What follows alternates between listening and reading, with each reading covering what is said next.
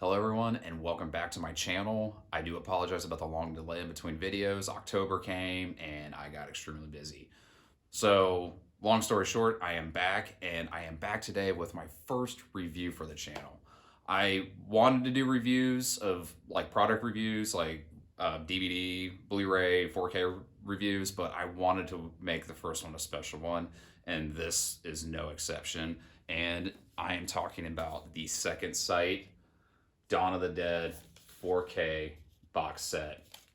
I was I'm speechless, honestly. I am so thankful I was able to obtain one of these. There were very few um, people allowed to have these for pre-order here in the States, and I want to thank Diabolic DVD for offering pre-orders and like shipping one to me. So huge shout out to Diabolic DVD. If you've never heard of Diabolic DVD, they are a website that specializes in imported Blu-rays, 4Ks, DVDs from all around the world. They have the biggest selection in cult, like just cult, grindhouse, exploitation.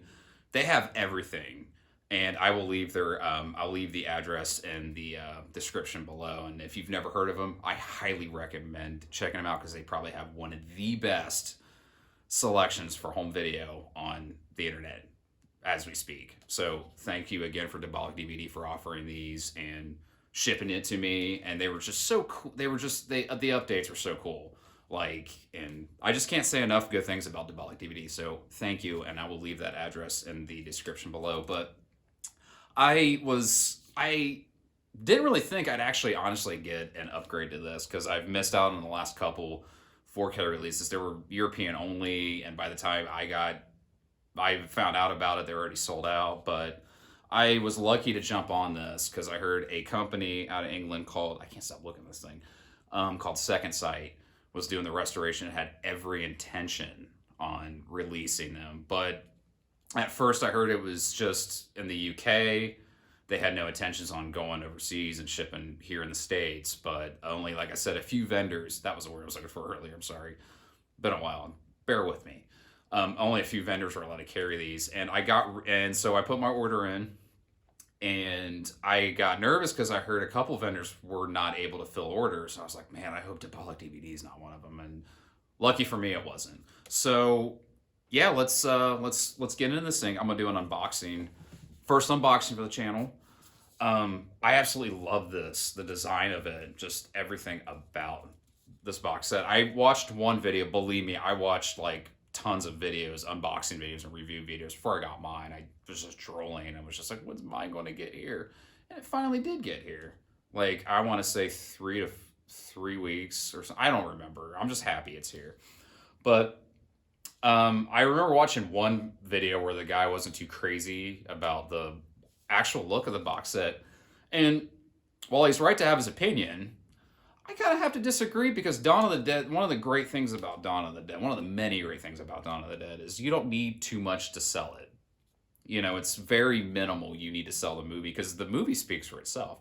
Hate to sound cliche, but it speaks for itself. I mean, the only thing you really need to do to sell this movie is you got the zombie head from the flannel zombie from the airport, and then you've got that iconic logo. Like, what is that? It's in green. I absolutely love it. For me, the minimalist feel of this is kind of it works. You know, you just got to have the iconic zombie head and the iconic logo and stuff. And this, ladies and gentlemen, is probably my only second imported title in my collection. The other one I've got is Caligula, the Arrow version. So, and on the back, you've got the infamous taglines, the one of many I learned from watching the trailer reel. When there's no more room in hell, the devil walked the earth. I can't believe I had to look at that to read it. I should have it memorized. So that's just the outside of the box. And the thing that I love, one of the things I love about this box, and you know, to all of you that make box sets or design box sets, please take note and just apply this. I love how the table of contents of the box set is actually a part of the box set. I always get kind of, I don't get confused. What's the word I'm looking for? I'm kind of at a loss. First day of vacation. I'm always kind of flustered what I do with it because normally it's like paper and it's like glued on, and you always worry. I mean, if you're me, you always worry about. I tear it off. I don't know what you do. What do you do with the table of contents on a box set? Please comment below. I was getting confused. I'm just kind of like, do I leave it on there? So I carefully tear it off. I take all the hot glue spots off, and I'm just like, well, do I keep it? I mean, I already spent all this money. I feel obligated to keep it. Or if like it's a gift, I'm like, well, they spent all this money. I mean, it'd be wrong to throw it out, right? So whoever out there that maybe watches this, that designs or builds box sets for movies, please take note of this because this is super convenient and cool. Cool because it's a part of the box set, but convenient. It's just like, oh wow, let me pull this out. What's on it? Okay, great. So let's get to the unboxing. I just had to point that out. So we removed the top, the zombie head, and that's the inserts. And I'm a month behind everybody, but like I said, since October, I've like hit the ground running, been busy. So let's take all this out. First off, you got this, where the actual movies are housed. Let's unfold it. Look at all that. My Blu-ray copy of this is in my front living room Blu-ray player because that's my all region player, and you will need a region-free player to play the bonus discs, which really sucks because there's some really awesome features on this. But however, I heard that the 4Ks are, well, obviously because I watched them on my back living room, which does have my 4K player. I hear the 4Ks are unlocked. Are the Blu-rays unlocked? If you did buy the Blu-ray box set, please comment below and answer that one for me. So we got that. And then here houses the soundtracks, the Goblin soundtrack and the Library soundtracks. The Goblin soundtrack's one disc, and it has everything. It has the soundtrack digitally remastered, and then it has like outtakes and alternate takes and all that other stuff. I've had bootleg copies of these for years, and I am so happy I have official copies of these. So now I can throw these out. I actually have not listened to these yet. Because I'm the type of person that I still have a CD player in my car, so I'm the type of person that will go put a CD in his car and I don't drive that far. I live 5 minutes from where I work, so I don't really drive that far. So like, I'm always afraid that I always forget it or put it in another case and lose it. So that's probably why I haven't listened to it. The first book that I put in my box set, I don't know if you do it in this order, but is this hardbound book of like articles and essays about like the genius of Dawn of the Dead, the influence it's had on people and the horror genre. You have some pictures of like advertisements and VHS covers, and I did see like the games in here too. The one thing that threw me off though was I kept seeing ones for like the British releases. I'm just kind of like, well, I don't own any of these, and then I remembered this is a British box set, so that's why. And last but not least, the novelization of Dawn of the Dead, which I've heard wonderful things about. I definitely do have to make some time to read this, because I heard Romero did a wonderful job with it, and a woman named Susanna Sparrow who co-wrote it with him. So that is the contents of the box set. Has a longtime fan. I'm going on about 20 years as a huge fan of this film. I am pleased as punch, as they say, over this thing because it's complete. Second Sight did a wonderful job on the restoration, and I could not be happier with this. And the fact that it's in 4K, man, like, because this Dawn of the Dead is a film that definitely benefits from every advance in home entertainment, the technology, like the HD, like when it keeps going up and advances. Dawn of the Dead is definitely a film that benefits from that, and it's a true testament how it was shot. Because, back when Romero shot this, he wasn't like, oh, gee, how's this going to look on somebody's flat screen TV? Or, oh, gee, how's this going to look on somebody's, TV with the Betamax or VHS hooked up. Like, they just didn't think about that. They just wanted it to look good on that silver screen, and where it went beyond that, I mean, that was anybody's guess. So it's definitely a testament to a filmmaker's craft if, like, for a movie like Dawn of the Dead, because, obviously we're talking about it, for a movie like Dawn of the Dead to look good on home video. Because like I said, for years nobody thought about that. I don't know if like even when home video came about that like a filmmaker thought about it, like, oh gee, how's this going to look on somebody's Magnavox, and on through their VCR. I don't know beyond that, but back then, like these old school filmmakers, man, they didn't think about it. It's like as long as it looks good on that silver screen, that's all that matters. And they're fortunate that their movies look good on home video. And the 4K restoration on this, I heard, was tedious, and they wanted to get it perfect, and they nailed it out of the park. The first cut I did watch was the theatrical one, and I had a dilemma with what cut I wanted to watch. I was like, well, do I watch the theatrical cut? Do I watch the Cannes cut? Or do I watch the Argento cut? Because that's the only 3 cuts are on here. My favorite's the Argento cut. Like, I love his take on Dawn of the Dead. It's a really good take on it, but it's the shortest out of the 3, and I felt kind of like I would have cheated myself. I've waited so long for this box set. I felt like I would have cheated myself if I had just watched that one first. And I didn't have enough time to sit down and watch the Cannes cut, which is a good cut. I mean, every cut of this movie is great. So I watched the theatrical cut. It's the only one as of this posting I've watched, and oh, it was wonderful. And the thing I love about movies like Dawn of the Dead, I mean, that are not only my favorite, but that are iconic when they get remastered in 2K or 4K, put out on Blu-ray or 4K. It not only breathes new life into the film, but it makes it look fresh, that it looks like it was shot a couple years ago. I mean, granted, you could obviously tell this was a 70s movie, but that doesn't matter because when you're watching it, it takes you in. Like, you're just in that world of, chaos, zombies, shopping malls, biker looters, that, the fact that it was made in 1978 just doesn't matter. And that's kind of a formula for a great timeless movie, and Dawn of the Dead is a great timeless movie. So, Tenet, the restoration's wonderful. I do hope that this finds a U.S. distributor, because I think anybody that loves horror, loves film, fans of George Romero, really, this needs to be in your collection if it's not in your collection. So you have the first 3 discs, and like I said, all 4K. Unlocked. The Blu-ray is locked. It's region B, so you might want to get a hold of a region-free Blu-ray player if you want to access these.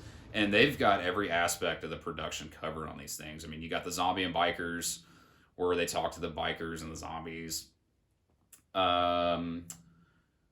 This one I enjoyed. It was the Memories of Monroeville. I actually went to the Monroeville Mall. Sorry, dry mouth. Monroeville Mall when I was 15. We went on this East Coast trip, and my mom's like, "You want to see Kevin Smith's comic book store? We're going to Jersey. Where else do you want to see on the way?" I was like, "I want to go to the Dawn of the Dead Mall," and I went, and it was wonderful. I wish I would have I have pictures somewhere, but I went, and it was wonderful. And it was funny because I was just explaining this to my wife. I mean, people were doing it, but like now it's kind of more celebrated. The great thing about the internet is you can kind of find your own kind of like group, like-minded, like people that have similar interests in you. So now it's just kind of like, oh, cool, that's awesome, I need to check that out. Or, well, not, but back in like 2002, it's just kind of like, what the hell's this kid doing? He's like gooing and gone over this rail, but like, it was like, this is the Dawn of the Dead Mall. This is crazy. And I went right before they did renovations to it, and I saw some of the old lighting fixtures. I saw like the bridge. I went through the pennies, and the one thing I wanted to do was slide down the escalator, but they had spikes, because I'm pretty sure I'm not the only 13-year-old who wanted to do that. So I think that's why it was there. So the Memories of the Monroeville Mall, that was a great one. They gave you like, I mean, I'm pretty sure I want to say there's something else out there like that circling around the internet. I knew, like, I used to hit up bootleg sites all the time to buy like bootleg DVD-Rs from different websites, and I knew that was on there, like the tour and stuff. Like somebody had a camcorder and was, I think Ken Foree was given the tour. So, but I'm pretty sure this isn't much more updated, because I think that one was like 2000. I could be wrong, and if I'm wrong, please comment below. The Raising the Dead, all about the production logistics, that was interesting, because, this may look, I mean, this one, that's another great reason Dawn of the Dead is probably one of the best movies ever made, is because it looks so grand in scale. But this was an independent movie. This was not a movie done by a major studio. It was very independently made, and that's another great testament to this film. It looks so grand in scale, but they didn't have a whole lot of money to play with, and they made great use of what they had. And that's something that I remember, of course, he said this years later. Robert Rodriguez said, he's just like, I just took stock of what I had and I made a movie out of it. Actually, I heard Kevin Smith say that, but Robert Rodriguez said that, and that's how he did El Mariachi. So, the FX Dawn of the Dead, Tom Savini, the maestro, Tom Savini sitting there talking about it. That's always interesting, especially like when I think this is one of the first movies he did with makeup effects, and then you're watching stuff that he did after and how like the technology, even in special effects makeup, advanced. That's always interesting to watch. Dummies. I think the Millard Rausch character does an interview. I didn't watch that one yet. Like I said, it's still upstairs in my all-region Blu-ray player. A Lost Romero interview, which I'm assuming Anchor Bay did for the, hold on just a minute, the 2004 box set. The Dead Will Walk, which I'm jumping ahead here. I'm reading the contents as I go. The Dead Will Walk is on here. Super 8 footage, that was interesting. I love watching Super 8 footage from like big productions and stuff. I mean, this wasn't, like I said, it wasn't indie film, but it was a big production in most people's standards. I still think it kind of is.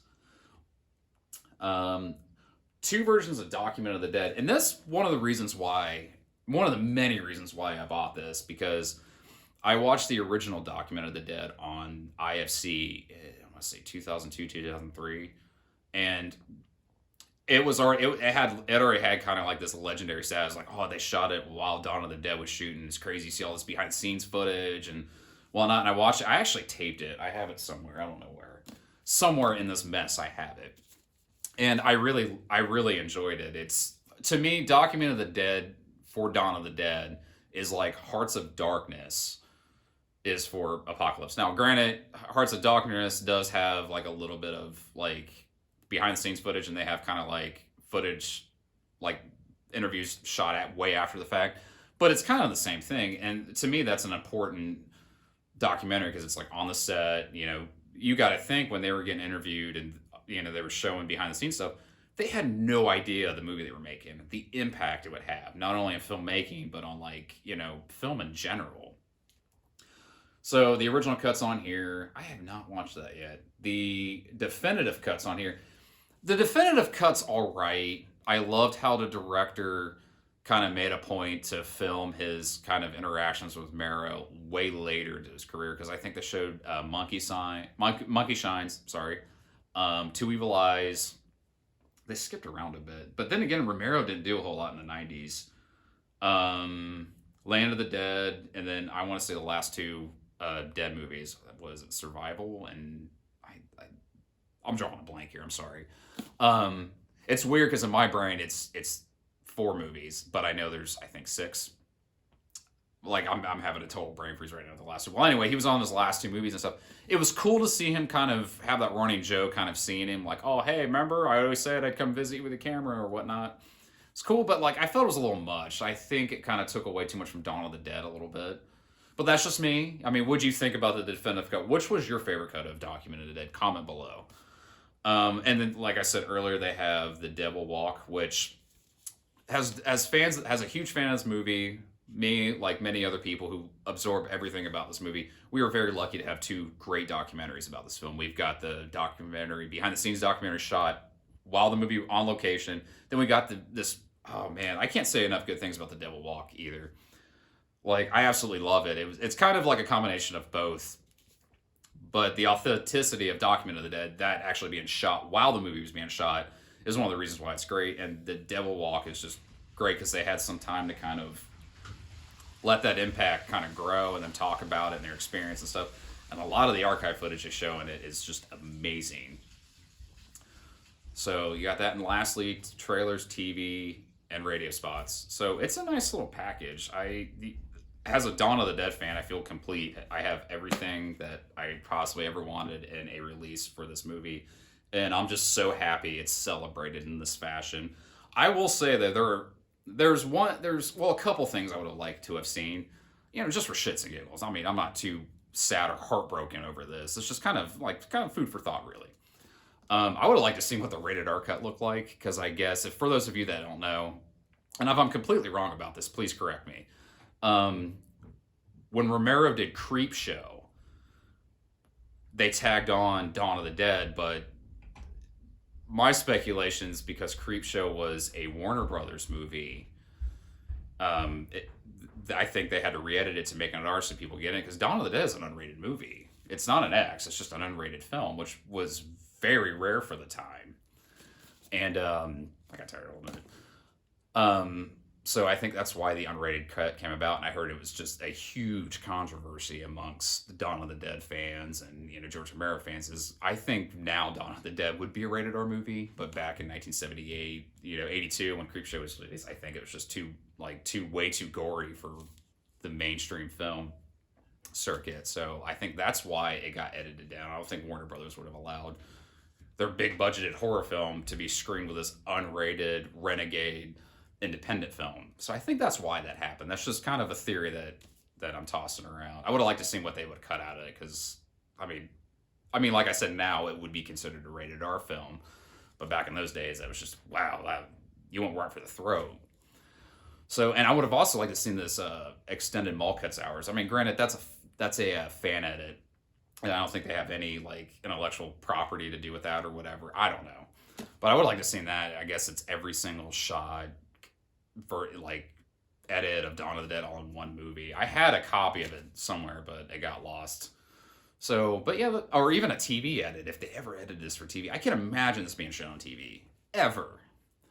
So, like, just minor things and stuff like that would have been just another great added bonus. But overall, like I said, I'm very pleased with this set. I want to thank Second Sight for putting just an extreme amount of hard work in the restoration and putting this all together.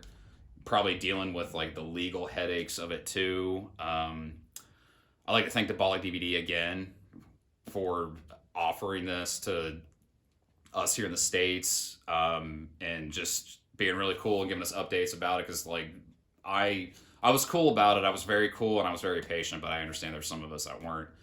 And also, I'd like to thank Severn, too. Severn Films, I guess, did some stuff. They're another one of my favorite film companies, too. And I'll put their link in the description below, too. I guess they helped out film some of the stuff, so they had a hand in it. So if you have it, please tell me what you think. If you don't have it, I highly recommend seeking this out and getting it. So that'll be it for this video. Thank you for watching. If you like this video, hit the like button. If you like what you see and want to see more from me, hit the subscribe button. Till next time.